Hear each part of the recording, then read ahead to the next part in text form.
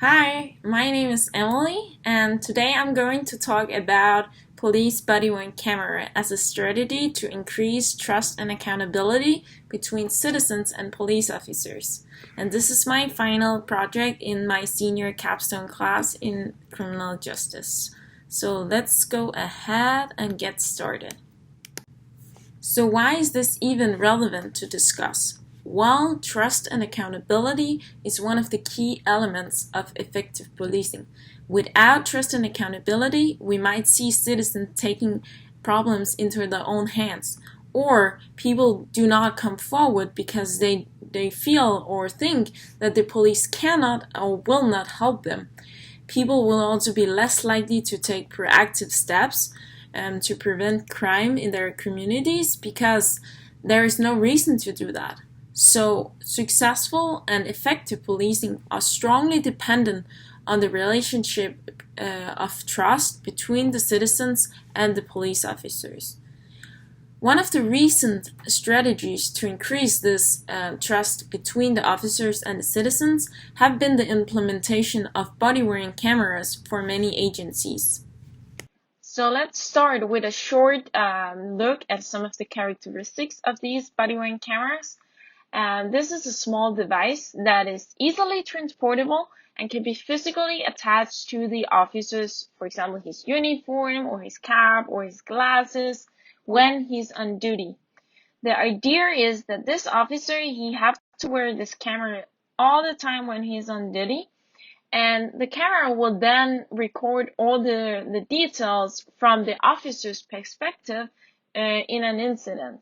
So when the officer is handling an incident, we do not only get it from, let's say, a stationary traditional camera, but this small camera, it gives us a unique perspective on how the situation looked like from the officer's perspective. And that was also some of the primary purposes for the implementation of the body-worn cameras. It was that it could provide some kind of safety for the officer, because if he received a false complaint about something he didn't do, well, they can go back, rewatch what did actually occur, what happened, because they have this recording from the officer's body-worn camera. In addition, it will also improve the evidence quality. Again, they can go back, rewatch what did actually occur.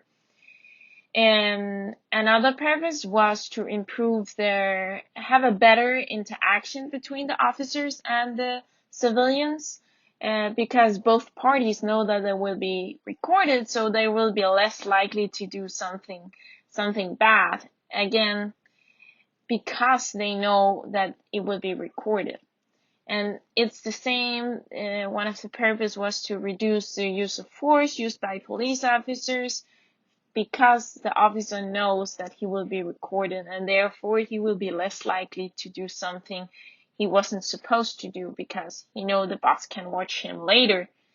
It also provides better training opportunities, and it was also hoped that these body-worn cameras could lead to a reduction in the civilian complaints about the police officers.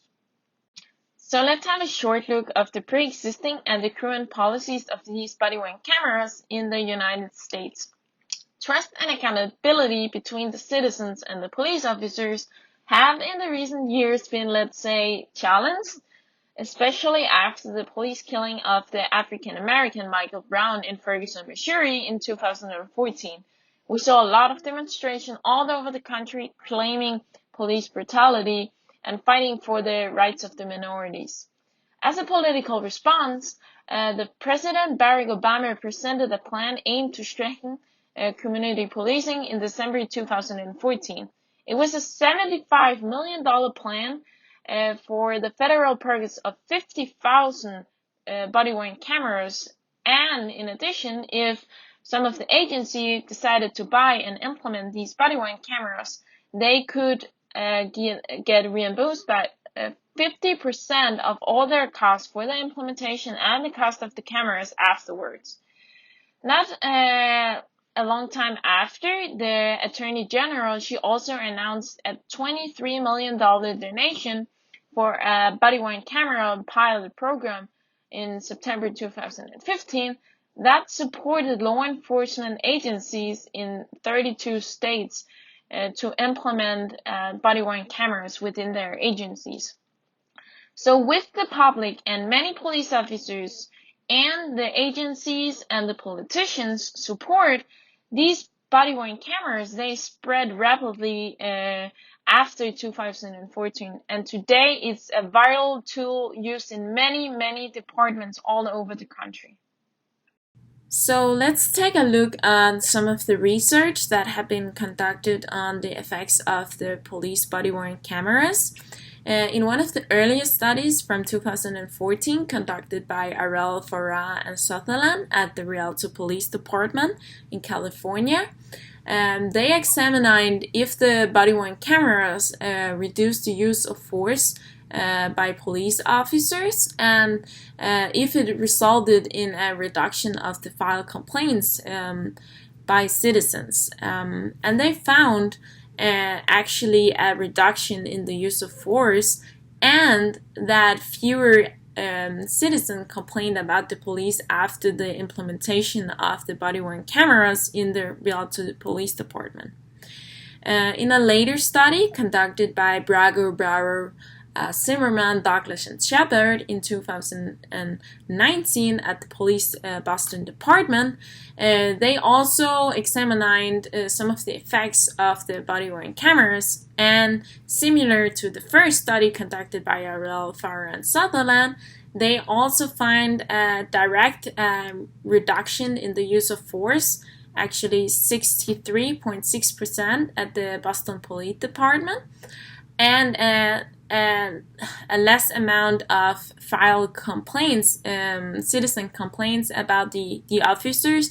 It showed a reduction of 50.5% at the Boston Police Department after the implementation. However, they also found an indirectly statistically significant spillover effect on the citizens' complaint on the control officers in the studies, meaning that all the officers that didn't wear cameras were also positively affected by the implementation of the body-worn cameras.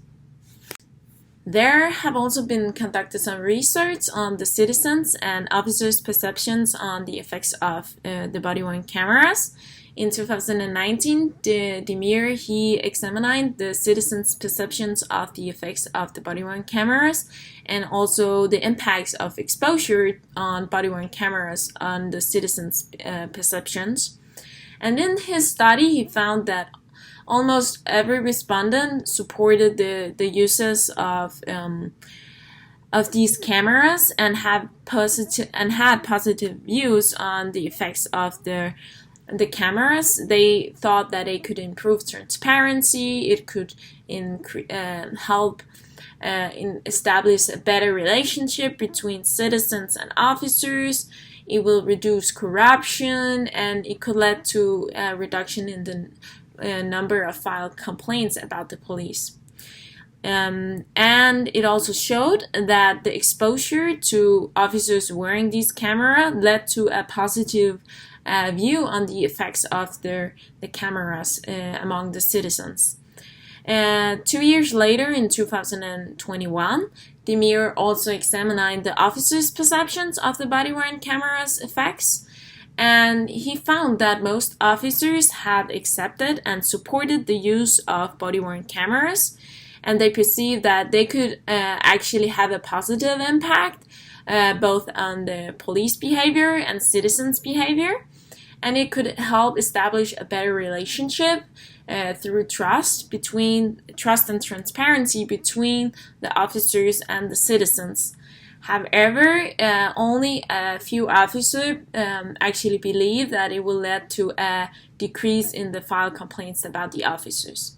Another really interesting finding of his study was that there was a distinction between the types of police agencies. Most positive was the city police departments, followed by university and state departments. And then we can ask, why do we see this distinction? Well, one explanation could be that where the university departments, they mostly deal with students, so they don't really need those cameras, and the state departments, they already have this technology to some extent, like they have cameras in the vehicles.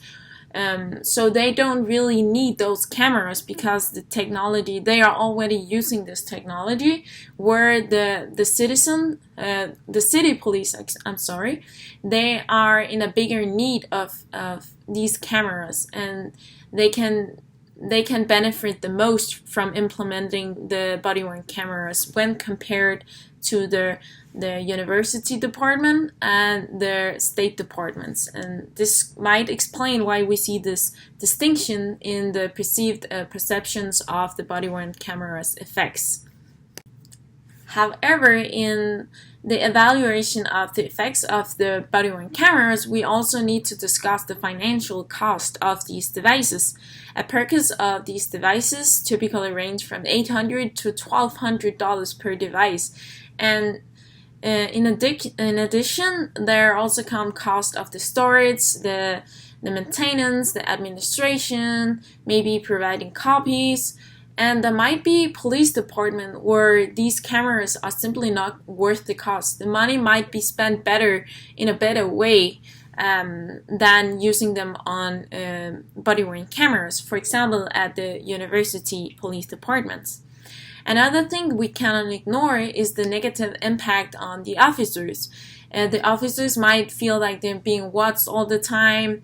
They feel like increased pressure to perform perfectly all the time because they know the boss can go back and see what they did, which can result in stress and frustration and dissatisfaction about the job. And exactly that was discovered by Adams and Mestrali in a study conducted in 2019 that showed that the body-worn cameras decreased the officers' perceived organizational support and hereby increased the officers' burnout. More officers burned out in their jobs after the implementation of the body-worn cameras. So what can be concluded about the use of body-worn cameras in policing? Research has shown that it reduces the use of force and it reduces the number of filed complaints against the police, not only against the officers wearing the cameras, but also to the control officers in the area. And in general, both citizens and officers have a positive perception of the uses of the cameras and the effects of them. So we can conclude that the body-worn cameras is beneficial as they increase the trust and accountability between citizens and police officers, the key elements of effective policing. So what about policy recommendation? Well, in general, the implementation and use of these body-worn cameras can be recommended as a strategy to increase trust, accountability, and transparency in policing. However, the financial cost should always be considered both before and upon implementation, because the department times matter.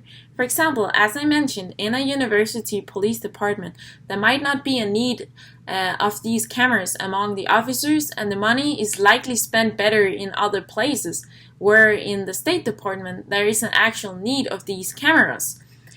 It's also important that we are aware of the increased risk of officer burnout linked to the implementation of the body-worn cameras. Therefore, police departments should increase, or at least try to increase, the officers' perceived occupational support to avoid or at least limit the officers' burnout as a result of their implementation of the policies. However, because this is a really new topic, more research is necessary to suggest a more profound and more comprehensive policy recommendation on the use of body-worn cameras in policing.